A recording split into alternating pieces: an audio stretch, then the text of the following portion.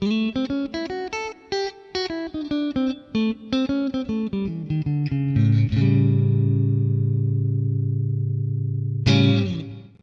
again, I'm Dave and thanks for joining me here in the PhatPhish Guitar Studio.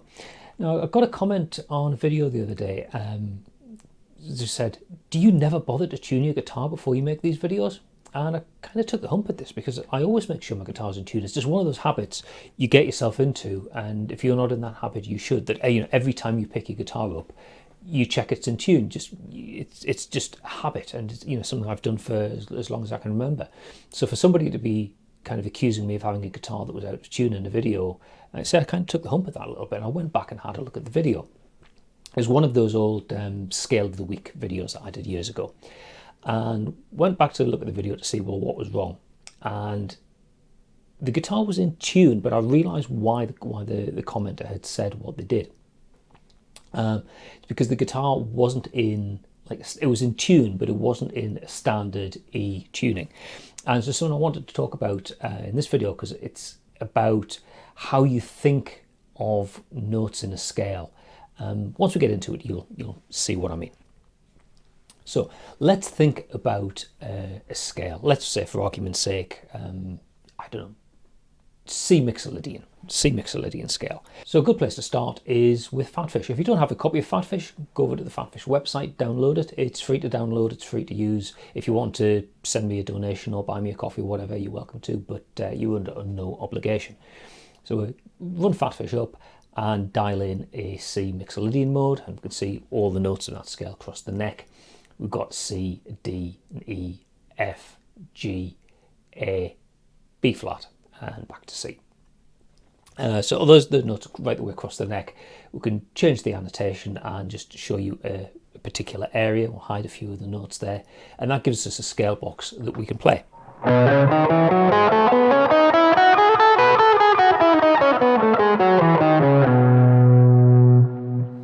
Okay, so that's C Mixolydian.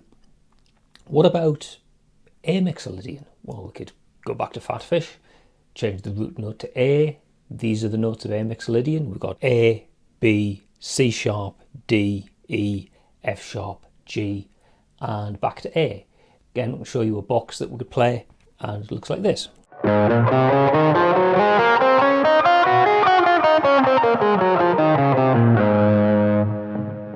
So there's A Mixolydian. We could go to B Mixolydian, change the root note to B. There's all the notes of B Mixolydian across the fingerboard. B, C sharp, D sharp, E, F sharp, G sharp, A, and then back to B. Again, we could show you a box to play that, and it gives us something we can play on the neck.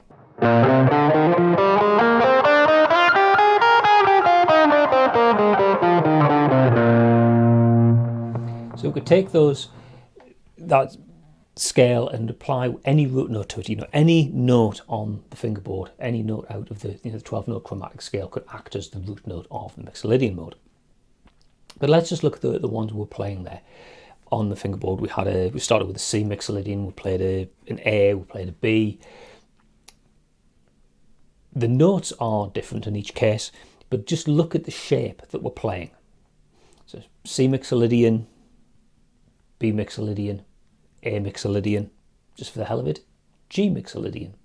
Yeah, it's the same shape, just moves around. The root note is on the bottom E string, so we can, like in PhatPhish, we can annotate the notes a little bit. So here we can see the root note is shown a little bit differently, just to make it a bit more obvious when we're looking at the diagram. So if the root note is on C, we've got C Mixolydian using that shape. If you move the shape around so that root note is on a B, then you get B Mixolydian. If you move the shape around so that the root note is on an A, you get A Mixolydian. Move it to G, G Mixolydian, and so on. So let's look at those Mixolydian modes starting, say, on C, but let's change it to annotate that using the note number. So the scale formula is 1, 2, 3, 4, 5, 6, and flat 7. So there's a C Mixolydian.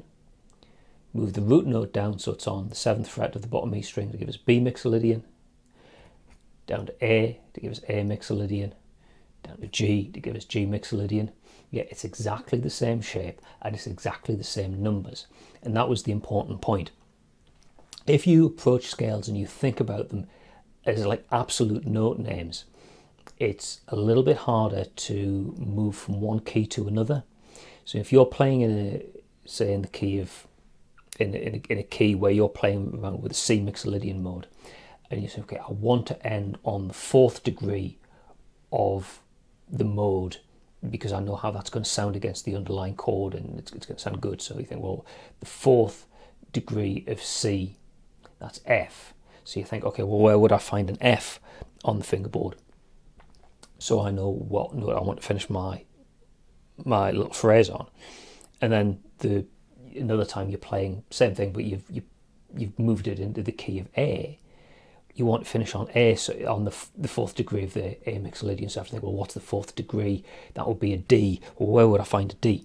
If you think about them in terms of what you're playing is the 4th degree of the scale, then you can think about it in terms of the shape and think, well, when I'm playing that that scale, I'm going to use that like that scale box, those patterns.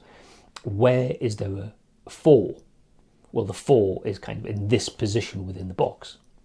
So if I'm playing with a C Mixolydian, I've got a 4th degree at this position in the box. If I'm playing using an A Mixolydian, the 4th is still in the same place in the box. That's the really neat thing about the guitar, because the way the guitar works, once you've got a shape, what you're playing really is a series of intervals. You're moving up a number of semitones from a root note to get to another degree of the scale. And that all moves in parallel across the neck. So you can take a shape that defines a scale, know where the root note is, so you just move that shape around, so you're playing it off a different root note. You're moving the notes around, but you're basically moving the intervals as well. So everything relative to each other is the same. So that's why in that video that I made, where I think it was the Scale of the Week video, where I was showing, so I'm going to say like whatever it was, a Neapolitan major, for argument's sake. It didn't matter, if I was wanting to show you this is the Neapolitan major scale. It's got these intervals in it. This is the way that you move up from a root note to get to the various degrees. You apply the formula. I'm not saying C Neapolitan major has this particular notes in, so you have to learn that series of notes, and then G Neapolitan major has these notes in, and you have to learn these notes. It's useful to know them, but in practice what you really do is you would work it out. You would know what the formula of the scale is, and then you would work out based upon what the root note is, what the degree of the scale is. So let's say I presented you with a scale you weren't familiar with. For the sake of argument, the Phrygian major scale. It's the 5 mode of the harmonic minor. If you hadn't come across that scale, the way I would teach it to you is to say, well, we'll not start off by saying this is the A Phrygian major and these are the notes and you need to learn them. I'd say I'll teach you the formula of the scale.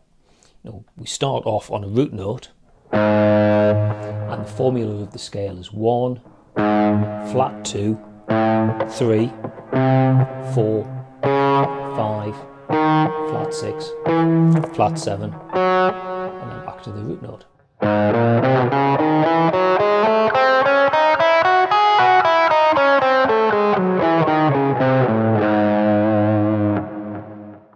And then if we want to play an A Phrygian major, we start off on A as the root note,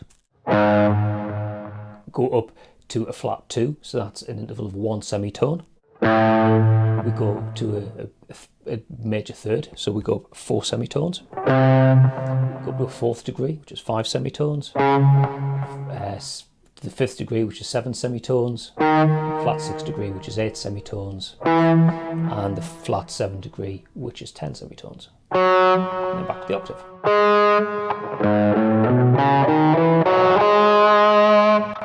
We could take that and say we want to play a different root note. Let's say we want to use C, so we want to play C Phrygian major. You wouldn't sit down and learn the notes of C Phrygian major and then figure out where they are on the fingerboard. It's better to think, well, I know the formula of the Phrygian major. If I start on C as my root note, I want to go up to a flat 2 degree, which is D flat. I want to go up to a 3rd degree, which is E. I want to go to a 4th degree, which is F. A 5th degree, which is G. Flat 6 degree, which is A flat. Flat 7 degree, which is B flat. And then back to the octave.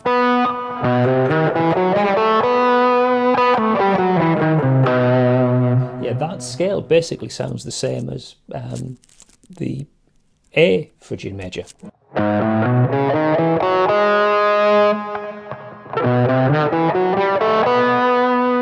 I'll play G Phrygian major. I can play that because I'm just basically taking the shape, taking that set of intervals and moving them around and playing them from a different root note. So it doesn't matter necessarily that the guitar is tuned to E standard, because the important thing I'm showing you is a scale, I'm showing you a formula that you can then go away and apply. Because I'll let you into a little secret. When I was playing, say, the C Phrygian major before there, I wasn't actually playing C Phrygian major. I was starting at the 8th fret on the bottom E string, but this guitar is not tuned to E standard, it's actually tuned to E flat standard. So basically regular tuning, but every string is tuned down by a semitone. So what I was actually playing was C flat Phrygian major. Does that matter? No, because the point of the video is to show you that I'm playing a series of notes, and you could take that shape and move it around as long as you know on your guitar the way that you've got it tuned, where the root note is, that you apply that scale, you get the scale that you're intending to play. You know, if I said this guitar is in E flat standard tuning, so I'm actually playing a C flat Phrygian major, then you would know that on your guitar you would actually be playing that starting at the 7th fret, because it's a semitone below C, if you see what I mean. So don't think about, when you're seeing me play a particular note or a particular fret, don't think about the note names, think about how they relate to the scale. Because if you're playing in a band context, you're playing over an underlying chord progression, what you should be thinking about isn't what are the absolute notes of the chord. Or I'm playing over a C major chord, it's going to have a C, an E, a G, maybe a B if it's a C major 7. I'm playing in the key I'm playing C major scale.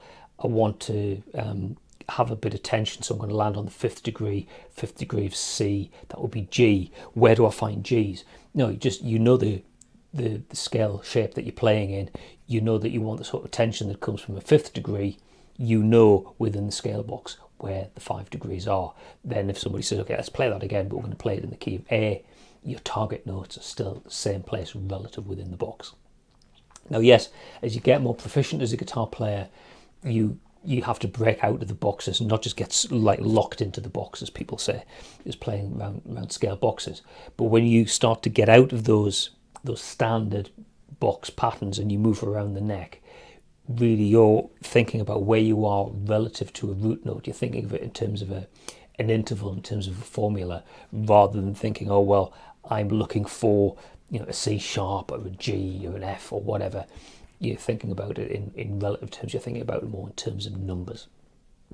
So PhatPhish is there as a tool. It's a really useful way of learning scales that you're not familiar with, getting more familiar with scales that you do know. As I say, there's loads of different options in there for showing how the scales are displayed on the neck. Either you see the root notes highlighted in a particular way, highlighting the notes of triads to help you find arpeggios. You can see the scale displayed as note names, as note numbers. Loads of different options. Get in there, have a bit of a play and a bit of a practice and see what you can find. It's all good stuff. One question you might have is, well, why is this guitar not in standard tuning? Why is it in E flat standard rather than E standard? Well, there's different things you can do with guitar tunings. One of the advantages of having a number of guitars, as I have, is different guitars give you different sounds, different feels and whatever. But having guitars in different tunings